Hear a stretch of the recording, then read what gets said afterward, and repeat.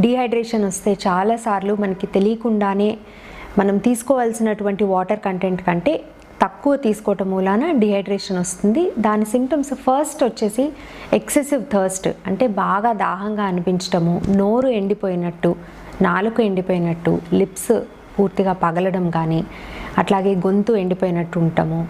And ఈ కారణాల వలన, అంటే ఇలా పూర్తిగా డ్రై అయిపోవటం మూలాన, మౌత్ డ్రైనెస్ మూలాన నోరు దుర్వాసన రావడం. ముఖ్యంగా మనకి ఎప్పుడు కూడా నోరు క్లీన్గా ఉన్నప్పుడు, వాటర్ ఇంటేక్ కరెక్ట్గా ఉన్నప్పుడు, హైడ్రేషన్ స్టేటస్ కరెక్ట్గా ఉన్నప్పుడు నోట్లో మనకి బ్యాక్టీరియా గ్రోత్ అనేది తక్కువగా ఉంటుంది. సో నార్మల్లీ నోరు స్మెల్ రాకుండా ఉంటుంది. అదే డీహైడ్రేషన్ అప్పుడు సమ్మర్లో ముఖ్యంగా వాటర్ ఇంటేక్ తక్కువైనప్పుడు నోటి దుర్వాసన కూడా పెరుగుతుంది. సో ఈ రకంగా కూడా మనకి డీహైడ్రేషన్ ఉంది అనేది తెలుస్తుంది. అలాగే కళ్ళు మంటగా అనిపించడము, డ్రై ఐస్ అనేది కూడా మనకి డీహైడ్రేషన్ సిమ్టమ్స్లో ఒకటి.